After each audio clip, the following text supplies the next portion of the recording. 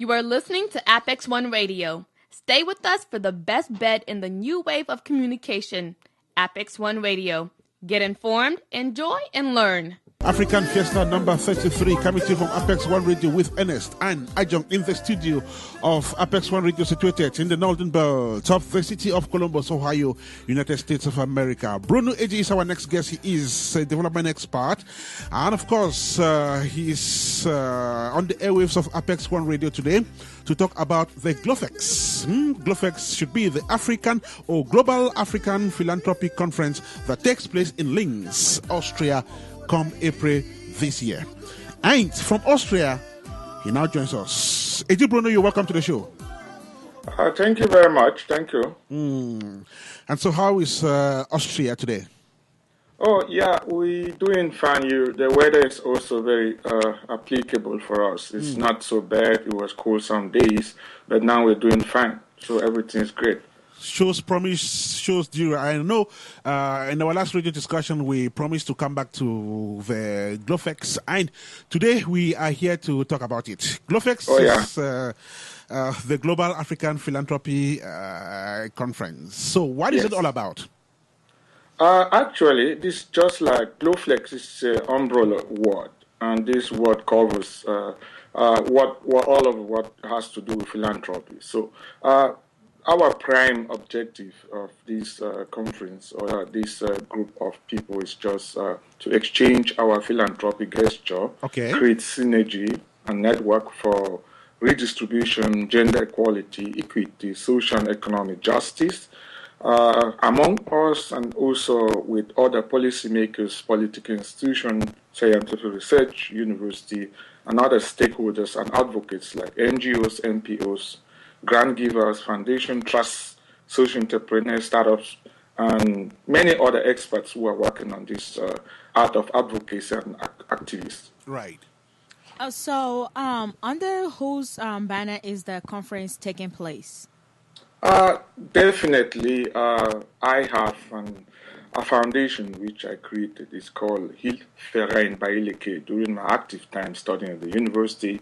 And under the banner of Hilfverein Baeleke, which is a foundation, this whole conference is getting on. But as founder of this organization, I am the one who conceptualized this conference and initiated it. And it is a part of some sort of what I'm doing at the organization and also part of what I'm doing in my research program.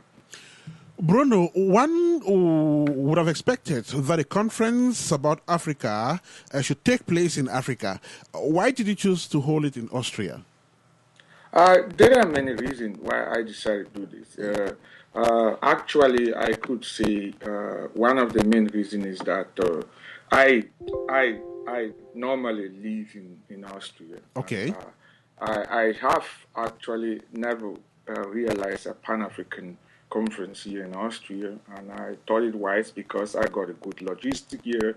I've been involved in the society for quite a long time, and there are many other Africans here who actually engage in philanthropy activities who lack the tools and methods how to work on that. They keep on contacting me and asking sometimes for information, and it's sometimes not so good, like, give just one person an information and the next one come the next day. Then I decide to reflect and say, how will it be better to create some sort of a synergy and some sort of a conference where each and everyone could benefit on it. And with my long time living in Austria and all my experiences and logistics, I thought this would be the first place to begin that, and it's just like the beginning of that conference because I could master it very well here, and I know after here we will be heading forward to some other places. So, who are the participants at this conference, and how were they selected? Definitely, the participants are like the focus group, and the focus group of this conference are more or less, I begin with the institutions. Most who are participating are African policymakers, the deputies, the ministers, the ambassadors, consulate. Then on the other hand, you have researchers who are professors from university dealing with this topic, education institutes, There are schools, there are also researchers, there are lecturers and teachers. Then on the tech angle, you have the policy advocates and activists. They are those who are having their NGOs, having NPOs, trusts, foundation, grant giver, local NGOs, because there are some coming also from Africa, most especially from Cameroon, Nigeria, Uganda, Ghana, Congo. And we also have under the policy advocates also migrants, communities, and Africans. Then we have also philanthropists. On the other hand, again, we have Africans in the diasporas, those who are also in other African communities and other relevant groups which are involved in the sustainability process in Africa, not forgetting business entrepreneurs who are also trying also to work on the fee and doing some other stuff, which is also helping to create some jobs and other things in Africa continent. Okay. Who are the partners in these initiatives, and how do you work with them? There is a basic term. I work on a corporate development concept. My partners, most especially, or our partners, are African NGOs, what I just named. They are grant givers, they are foundations, people who have foundations, they are researchers, university centers, African institutions, African communities, those in the diaspora, those in the philanthropies, entrepreneur, the media, like I say, one of the most best radio, Apex #1, is also some good things to say, a good partner for corporate development. There are also teachers, and there are also local NGOs from Africa. They are all selected according to their activities, according to their advocacies, according to their manners of working, according to their concept, according to them working on the policy fields of social policy, on the policy field of sustainable development, and also on the policy field of looking how to change the African society to come in another way. Right. Now, Bruno, let's quickly list the activities that shall be taking place at that conference. I didn't get your last question, Ken. So yes, could we just could we quickly list the activities you shall be having at GLOFLEX? GLOFLEX have three main activities. We are commencing with the conference, which will be about philanthropy with many other topics. Okay. After we get rid with the conference, we go into a culinary festival. It is Global African Culinary Festival, where food will be showcased. Then we end the evening with a solidarity gala night. Right. And I understand you'll be having workshops, right? Yes. What shall you be discussing at these workshops? The workshops are most especially focused on themes, basic themes which have to do with social policy, welfare states also.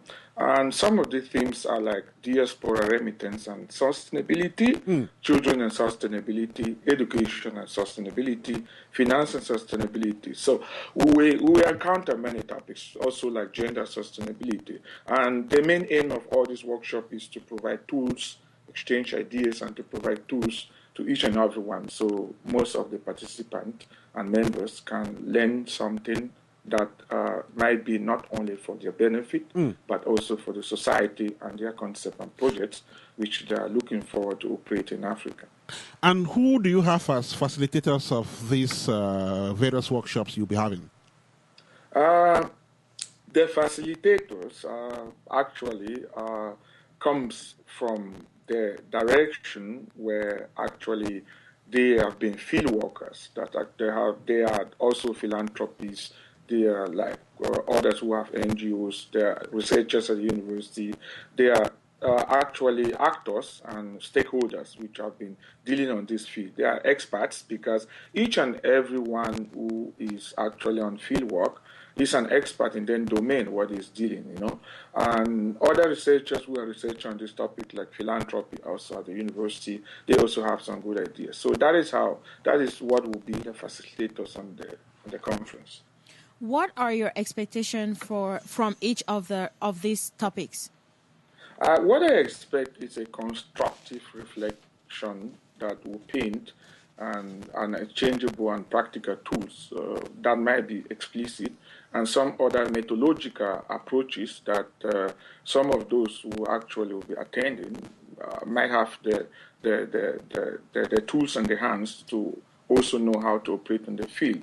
Because I realized from my research in philanthropy that it's not each and every one who is dealing with an NGO or whatever project in Africa is having education. When I mean formal education of basic theoretical tools, how to work in a country in this level. So I think that they will have some sort of, my expectation there is that the people who are going to be there, who exchange their ideas, should also come out with a good methodological approaches and tools, which will be more easy, simple, understandable, and also accessible for those who acquire it.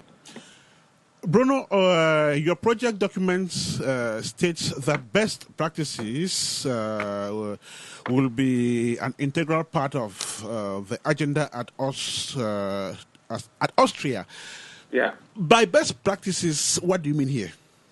In the sense that I mean field work. When I say field work, I mean field work, not sitting in the office, but field work, going at the field. Okay. I mean projects that have been incubated.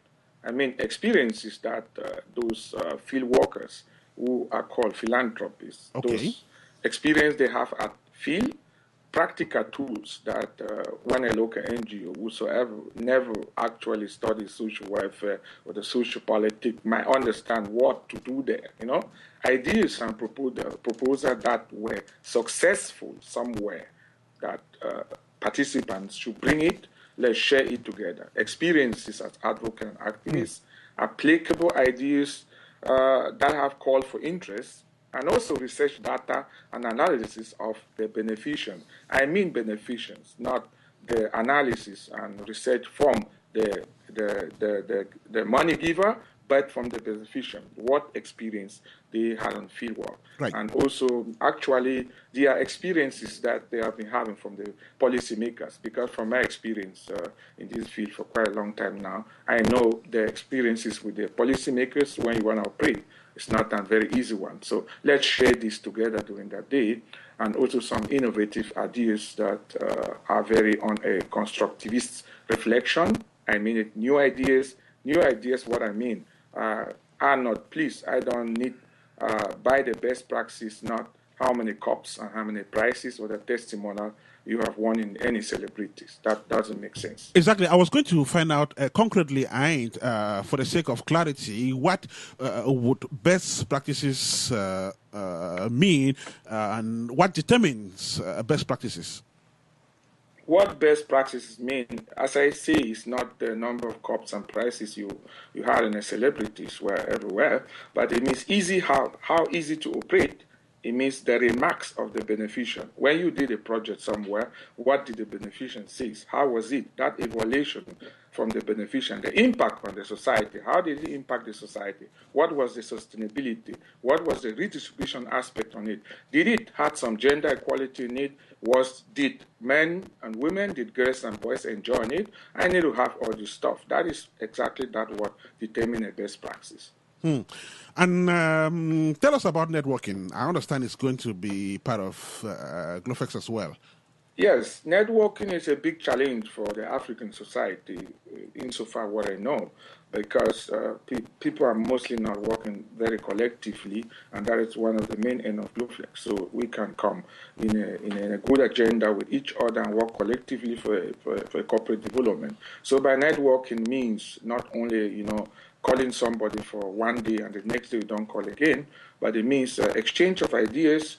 It means talking with each other on social media, writing mails, regular emails contact, regular workshop, regular training, newsletters, and stuff like that. That is how we operate in networking, because networking is something like a bridge. And when you build that bridge, the way we're going to build it by GLOFLEX, then you need to keep on keep on watering this bridge. I could say networking is nothing different like a bucket of flour, and you need to pour water on it every day. If not, it gets dry.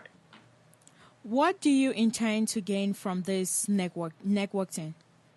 I intend to gain there, not only me, but the whole participant, because the collective action, what we intend to gain is corporate development, exchange of ideas, collectivity, creativity, the bridging of and creating of synergies, building of bridges, joint ventures, sharing of ideas, respect for each other, social and constructive learning, a healthy communication among Africans, and not to say again, just the last word, corporate development, not challenges, but to work with each and everyone. You will be running a festival within this conference dubbed Culinary Festival. What is it all about? Yeah, it's just this will be a global African culinary festival. We want not just only sit in a conference and cracking head talking the whole time. Okay. But afterward, we have a showcase of African food that will be placed on the table for leisure, for networking, for inclusion, social learning, and societal development process. By eating, we always have the possibility to talk with each other. Okay. And so, what kind of dishes will you be displaying, and for who to view and taste? Actually, there will be 50 plus dishes. And we have decided this year to bring all 10 provinces in Cameroon. So we have 10 tables with all 10 provinces representing many dishes from each provinces on the table. So we have about 50 plus variety of food stuff and cooked food, which depict the whole most West African countries and most especially Cameroon. Therefore, the variety of food, as I say, would depict the diversity in Africa continent, and also would let us know, actually to put out this intention where in my society in Austria, more or less, Africa is always regarded as a country. But I think these 10 tables, not only eating, can also give the people the intention that even though Cameroon is a country, but it's also very diverse, And actually, there will be a description also in every table, what province is this, what is the content of the food. The focus group of this is nothing less like every Africans, the Europeans, the Americans, the Asians, and the Australians. So the whole world is invited there. Reading through your project document, I came across sightseeing, and what is that going to look like? Actually, I didn't get your last question. Yes, I was going through your project document, and sightseeing was one of the items. Sightseeing, yeah. I think Cameroon is one of the most beautiful countries in the world, but Austria is also an intelligent and interesting country. So I have, for my more than 20 years here, I have good experience here, and I live here quite a long time. So I want the people not only to enjoy that what goes on the conference and the food, but also to take something out of Austria. That taking out of Austria is like expanding their horizon, I would like to let them expand their horizon in the sense that they will have the possibility to enjoy some cultures in Austria. We shall visit some museums and some churches, cathedrals, and some other nice and interesting places here, which is also having to do with the culture of Austria, the history of Austria, and the lifestyle. In that sense, either we shall go to Vienna, which is also our capital here in Austria, or we might go to Salzburg. If we don't go to Salzburg, then we'll be in Linz. So I am preparing them also not only an educative and intellectual stuff in a formal way of education, but we also have a non-formal, informal way of education, and this is sightseeing. Is there any particular thing about GLOFLEX Gala Night that will make it different from other such events? Yes, the particularity from GLOFLEX Gala Night is, I say this always, it is in my concept, I want to differentiate between solidarity, philanthropic Gala Night, and charity. We're not making a charity event, and that is the difference, because I see that most often the community is making a lot of charity. And I don't abide with charity. I abide with solidarity. So here we vehemently work on solidarity and redistribution and not on charity. And that is the difference. So when you want me to explain why, then I can give you the difference between charity and solidarity. His name is Bruno Eddy. He is a development expert and, of course, the initiator of the GLOFLEX conference that takes place, in Austria come April this year. And of course, he's speaking live on Apex One Radio, trying to dissect and present this upcoming project to us. And of course, he's speaking live from Austria, where he has been residing for over 2 decades. Bruno, you're not going away yet. Just stay online. We'll be back with you in just a couple of seconds. Time for us to have a short musical break so that you can catch your breath. Thank you again for tuning in with Apex One Radio. Stay with us on www.apexoneradio.com. Apex One Radio, your radio.